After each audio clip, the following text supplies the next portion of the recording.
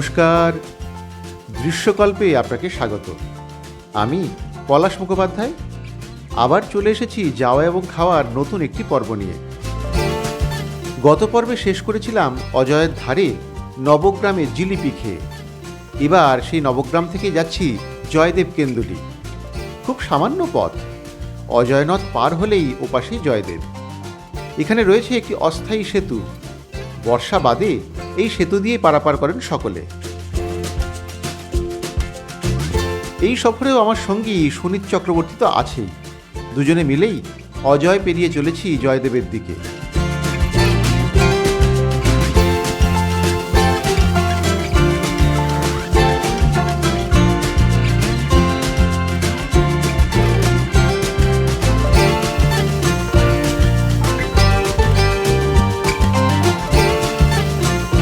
জয়দেব প্রবেশ করলেই প্রথমে চোখে পড়বে পথের ধারে একটা সুদৃশ্য মন্দির।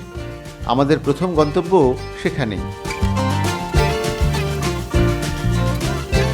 কথা বলতে বলতেই চলে এসেছি জয়দেবের রাধা বিনোদ মন্দিরের সম্মুখে। এই জায়গাটি পূর্বের কেন্দুবিল্ল, বর্তমান নাম কেঁদুলি। বেশ সুন্দর পোড়ামাটির কাজ রয়েছে এই মন্দির জুড়ে। কবি জয়দেব সংস্কৃত সাহিত্যের মধ্যযুগীয় এক প্রসিদ্ধ ব্যক্তিত্ব। তিনি ছিলেন লক্ষণ সেনের সভাকবি। তার রচিত গীতগোবিন্দ কাব্যগ্রন্থ থেকেই বাংলায় বৈষ্ণব পদাবলীর সূচনা বলে বলা যায়। তার রচিত গীতগোবিন্দ কাব্যগ্রন্থ থেকেই বাংলায় বৈষ্ণব পদাবলীর সূচনা বলে বলা যায়। বর্ধমানের মহারাজা কীর্তিচাঁদ বাহাদুর এই মন্দিরটি নির্মাণ করেন 1863 সালে। কথিত আছে ভোজদেব ও বামাদেবীর পুত্র গীতগোবিন্দের রচয়িতা বৈষ্ণব কবি জয়দেবের আবাসস্থলেই এই মন্দিরটি প্রতিষ্ঠিত হয়েছিল। ইট নির্মিত এবং চতুর্বর্গ এই মন্দির গাত্রের নকশে ইটে রয়েছে বিষ্ণুর 10 অবতার এবং রামায়ণী কাহিনী চিত্রের বর্ণনা।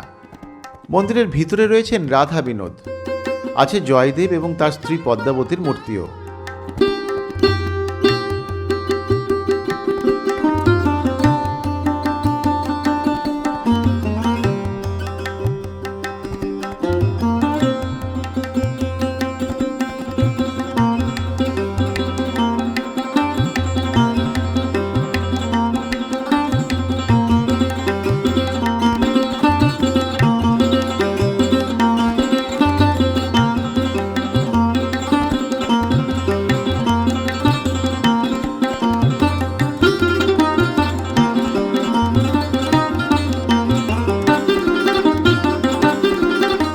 সারা মন্দিরেই অপূর্ব টেরাকোটার কাজ। মুগ্ধ নয়নে দেখছিলাম তা। যদিও সেই কাজের অনেক অংশেই আজ ধ্বংসের চিহ্ন স্পষ্ট।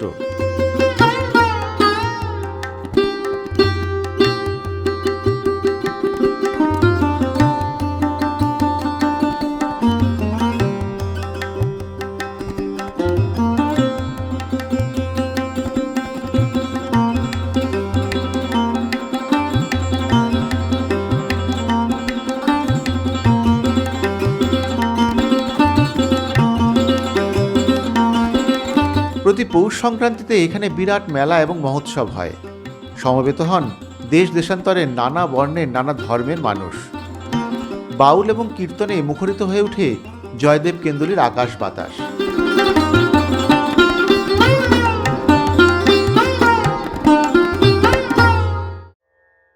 রাধা বিনোদ মন্দিরের পাশেই রয়েছে তিলোত্তমা স্মৃতি কীর্তন এবং বাউল মঞ্চ।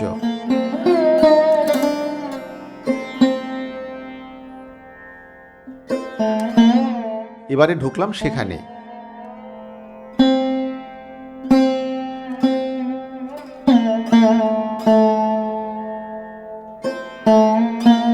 বাউল মঞ্চ এখন অবশ্য ফাঁকা, নিস্তব্ধ।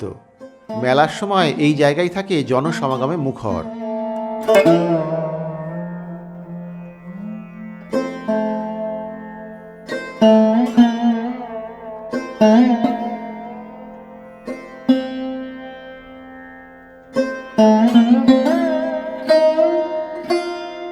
এই বাউল মঞ্চে ঠিক সামনেই রয়েছে একটি মন্দির, সেটিও এখন বন্ধই। রাধাকৃষ্ণ এবং রাম সীতার মন্দির।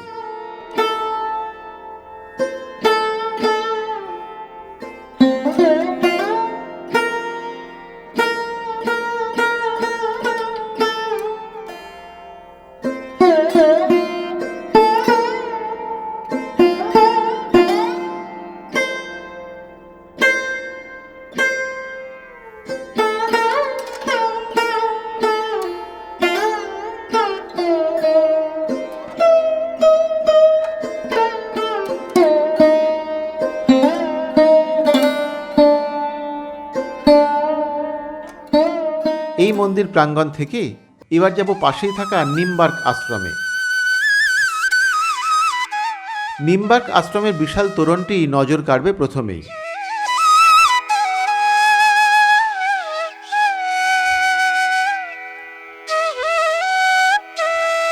সেই তোরণ দিয়ে আশ্রমে ঢুকেই নজরে পড়ে পাশে রাখা রথটি।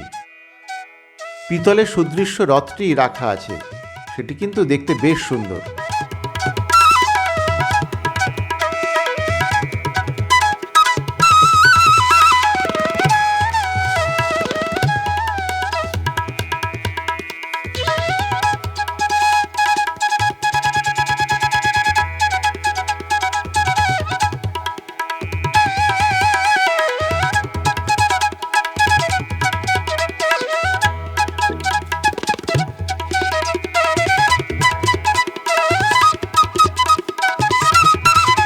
বহু বছর আগে কবি জয়দেবের জন্মস্থান বীরভূমের কেন্দুলিতে বৃন্দাবন থেকে বেশ কিছু মানুষ এসে হাজির হন।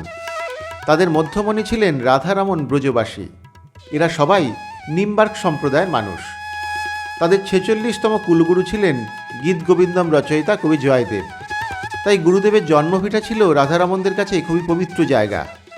কয়েকদিন পরই মকর সংক্রান্তির মেলা, তার জন্যই তখন প্রস্তুতি চলছিল। বাড়ি বাড়িকে ভিক্ষে করা থেকে শুরু করে সন্ন্যাসীদের থাকার জন্য খড় দিয়ে ঘর ছাওয়া ছাড়াও আরও অনেক কাজ।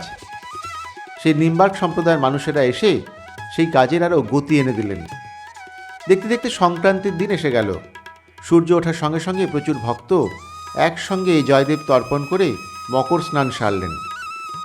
সেই থেকে রাধারমণদের হাত ধরেই দেখতে দেখতে তৈরি হলো নিমবার্ক আশ্রম এই কেন্দুলির মাটিতে। বর্ধমান রাজ মহাতাব চাঁদের কৃপায় পাওয়া গেল প্রচুর ভূসম্পত্তি এবং মেলা ও আশ্রম পরিচালনার জন্য প্রয়োজনীয় অর্থ। এই আশ্রমেরই একটি বড় শাখা রয়েছে অজয়ের অপর পারে কাঁটাবেড়িয়া গ্রামে। নিমবার্ক আশ্রম দেখিয়ে গেলাম আমরা পিছনের দিকে। এদিকে অজয়ের ধার ঘেঁষে পরপর নানান আশ্রম এবং আখড়া রয়েছে সার দিয়ে। গলির ভিতরে সেই সব আখড়া অবশ্য এখন নিশ্চুপ, নিঝুম। মেলার সময় এই আখড়াগুলিতেই তিল ধারণের জায়গা মেলে না। গোটা জয়দেব কেন্দুলি তখন সরগরম। এই সময় অবশ্য বড়ই নিস্তব্ধতা চারিদিকে। ঘুরে ঘুরে দেখছিলাম সেই নিস্তব্ধ জয়দেব কেন্দুলির আশ্রমগুলি।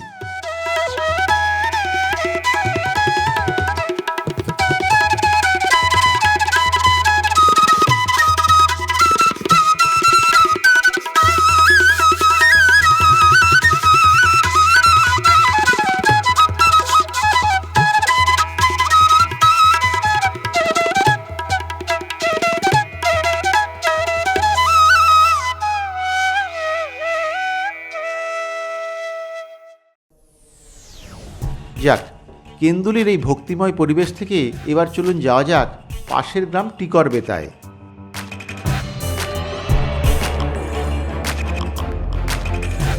টিকরবেতা গ্রাম কেন্দুলির লাগোয়া বললেই চলে।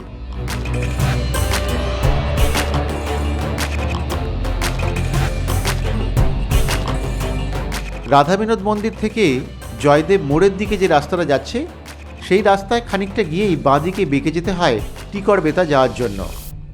200 বছর ধরে এই টিকরবেতা গ্রাম কাঁসা পিতলের কাজের জন্য বিখ্যাত।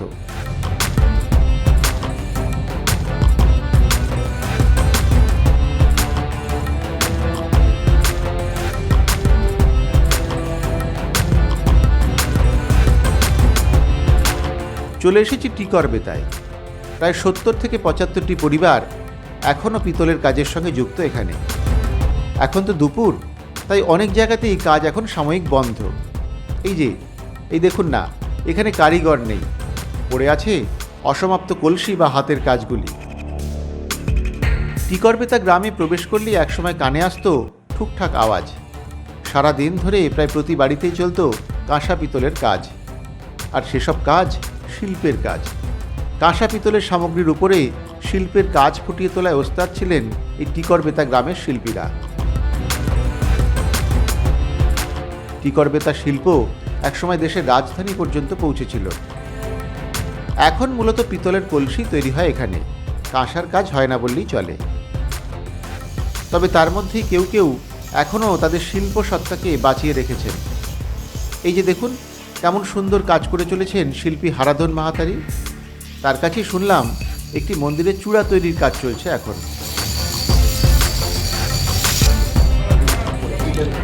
আচ্ছা,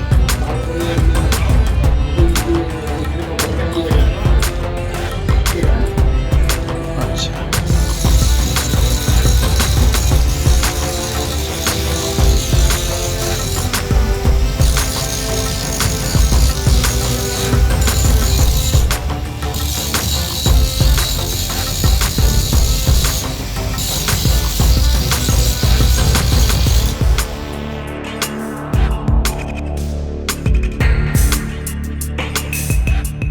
হারাধনবাবুই আমাদের ঘুরিয়ে দেখালেন গোটা গ্রাম।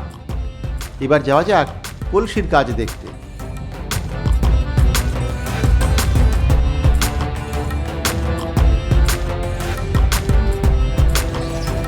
এই দেখুন আগুনে পুড়িয়ে চলছে কলসিকে তার আকার দেওয়ার কাজ।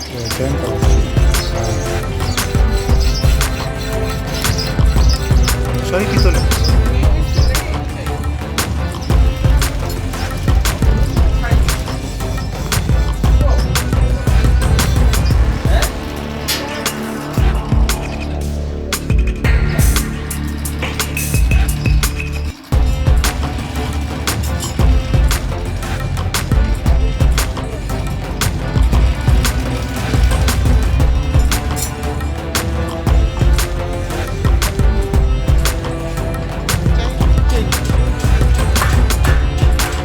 ওপাশ থেকে ভেসে আসছে ঠুকঠাক শব্দ। এবার সেদিকে গিয়ে দেখলাম কলসিকে পিটিয়ে তাকে নিখুঁত বানানো হচ্ছে। বেশ পরিশ্রম এবং দক্ষতার কাজ বটে।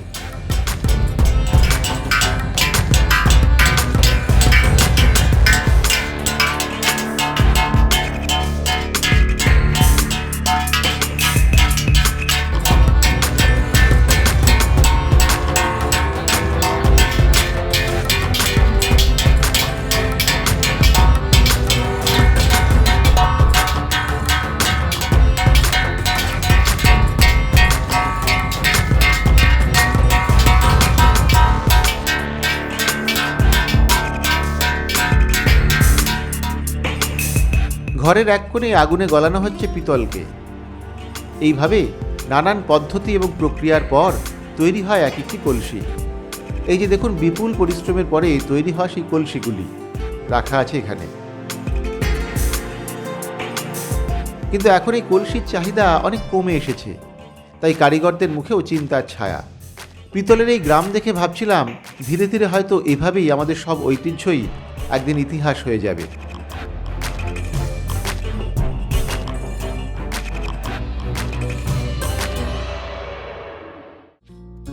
টিকরবেতা থেকে এবার রওনা দিলাম আমরা। চলেছি সেই জয়দেবের দিকেই। আসার সময় দেখছিলাম নতুন সেতু তৈরি হচ্ছে, ভাবছিলাম সেদিকেই যাই একবার।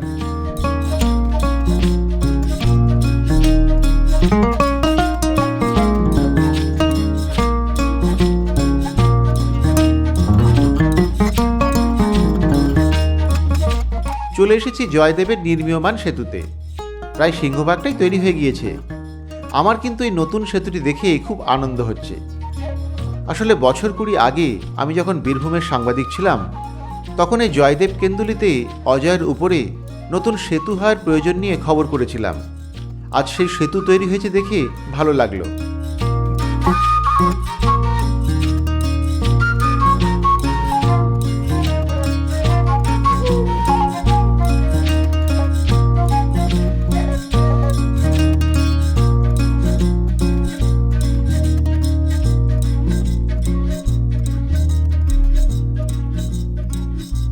নির্মীয়মান নতুন সেতুটি দেখে এবার চললাম জয়দেবে। এবারে খাওয়া দাওয়ার পালা।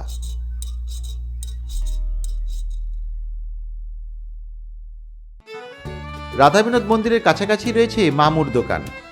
আমরা চলে এসেছি সেই মামুর দোকানে। জয়দেবে এসে কিন্তু মামুর দোকানের চপ এবং মিষ্টি না খেয়ে আপনি যেতে পারবেনই না। মামুর দোকানের মামু অবশ্য আজ আর নেই। এখন দোকান চালান তার নাতি সত্যম দাস। সত্যমের ব্যবহার কিন্তু খুব ভালো, আমাদের যথেষ্ট আদর আপ্যায়ন করলো সে। এই তল্লাটে মামুর চপ বিখ্যাত। মামুর দোকানে চপ ভাজাটাও বেশ দেখার মতো, কিন্তু সুবিশাল এক উনুনে বিশাল এক কড়াইয়ে ভাজা হচ্ছে চপ। ফুটন্ত তেলে একের পর এক চপ ছাড়া হচ্ছে এবং ভাজাও হচ্ছে, বেশ লাগছিল দেখতে। ও হ্যাঁ, একটা কথা জানিয়ে দিই, এই চপ কিন্তু সবই নিরামিষ।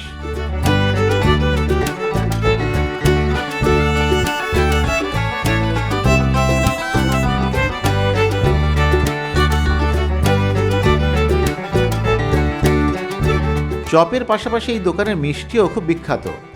রসগোল্লার বেশ নামডাক। তবে আরও একটা মিষ্টির ব্যাপক চাহিদা, সেটা হলো এই খাজা। বেশ ফুলকো রাধা বল্লবীর মতো দেখতে এই খাজা কিন্তু মিষ্টি স্বাদের। তবে এই মিষ্টি মূলত মেলার সময় বানানো হয় শুনলাম। অসংখ্য মানুষ তখন খাজা খেতে ভিড় জমান এখানে।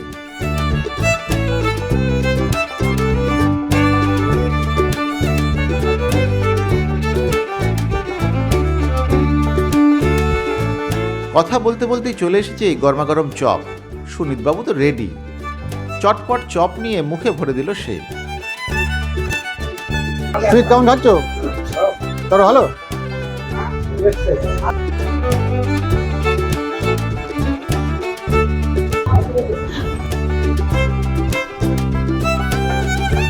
এবার তো আমার পালা। চপ তো খাবই, সঙ্গে চেখে দেখবো একটু খাজাও। জয়দেব কেন্দুলি বেড়াতে এলে এই মামুর দোকানে চপ না খেয়ে কিন্তু যাওয়া যাবে না। আমাকে স্থানীয় অনেকে বলেছিলেন, আমি যখন খোঁজ নিয়েছিলাম যে জয়দেবে যাব, কি খাবার পাবো, কি ব্যাপার, ওরা বলেছিলেন যে মামুর দোকানের নিরামিষ চপ, এটা আপনাকে খেতেই হবে। আমি চলে এসেছি মামুর দোকানে, চপও আমার হাতে, একদম হাতে গরম। দেখলেন তো আপনারা কীভাবে চপটা ভাজা হচ্ছে বিশাল কড়াইতে। সেই চপ আমি খাই একটু। আর তার সঙ্গে আছে এই যে খাজা। এই খাজা, এই দেখছেন এই বিশাল বিশাল খাজা এখানে রাখা আছে। এটা মূলত জয়দেব মেলার সময় তৈরি হয়। প্রচুর এই কাটতি নাকি এই খাজার খুব জনপ্রিয়তা। সেই খাজাটিও খুব বিখ্যাত এই দোকানের। তো আগে চপটা একটু খাই, তারপর খাজাটা খেয়ে বলছি।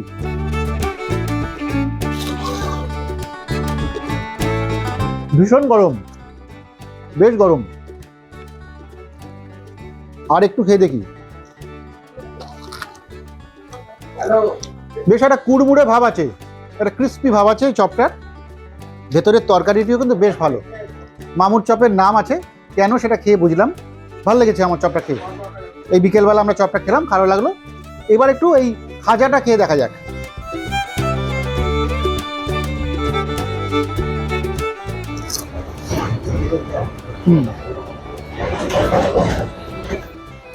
খাজা মিষ্টি, বেশ মিষ্টি খাজাটা, ভালো মিষ্টি, কিন্তু খেতে খারাপ নয়। আপনি একবার এলে যদি পান, খাজা সবসময় পাওয়া যায় না, ওরা বললেন মূলত মেলার সময় খাজা তৈরি হয়। যদি পান, শীতকালে মেলার সময় এলে খাজাটা খেতে পারেন। আর তা নাহলে চপ তো 12 মাস আছেই। তাহলে আমরা একটু চপ খাই।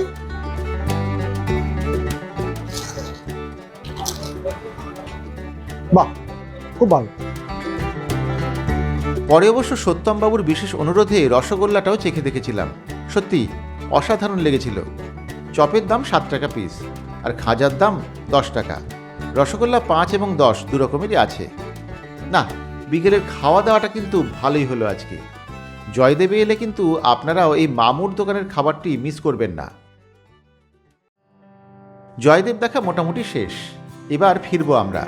সেই মতো রওনাও দিলাম। তবে একটা খেদ রয়ে গিয়েছে। এত কাছে এসে অজয়ের সঙ্গে তেমন দেখা হলো না তো।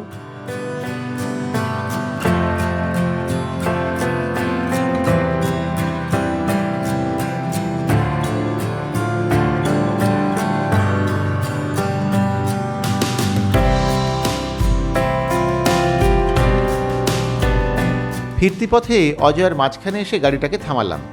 এবারে একটু নামা যাক এখানে। নদীর মাঝ বরাবর রাস্তা। নদীকে এখান থেকে ভালো করে বোঝাই দেয় না। আমার কিন্তু অজয়ের এই রূপ তেমন পছন্দ হলো না। বিকেলে সূর্যের প্রতিবিম্ব অজয়ের বুকে,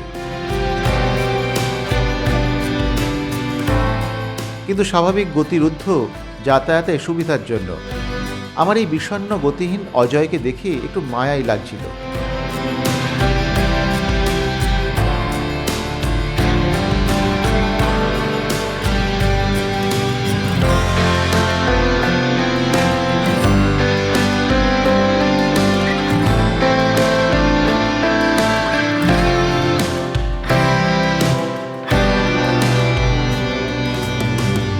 আর বেশিক্ষণ দাঁড়ালাম না, রওনা দিলাম।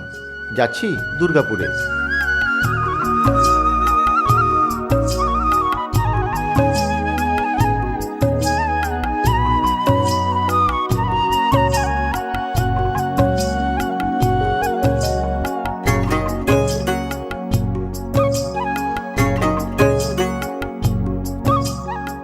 এবারে বলি যাতায়াতের ব্যাপারে। জয়দেব কেন্দুলিতে দুইভাবেই আসা যায়। বাসে এলে কলকাতা থেকে সিউড়ি যাওয়ার বাসে এসে জয়দেব মোড়ে নেমে সেখান থেকে অটো বা গাড়িতে আসা যায় জয়দেবে। কাছাকাছি স্টেশন বলতে দুর্গাপুর, দুবরাজপুর এবং বোলপুর। আমার মনে হয় বর্ষাকাল বাদ দিয়ে অন্য সময় দুর্গাপুর হয়ে আসাই বেশি সুবিধা। এছাড়াও দুর্গাপুর, দুবরাজপুর আর বোলপুর এই 3 জায়গা থেকেই জয়দেব আসার বাস মেলে।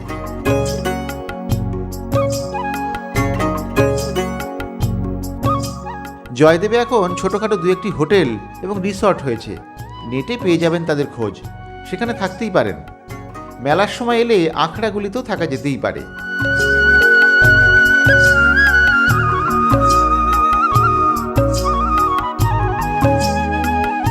গড় জঙ্গল দেখতে হলে কিন্তু আপনাকে দুর্গাপুর থেকে গাড়ি ভাড়া করে আসাটাই বাঞ্ছনীয়।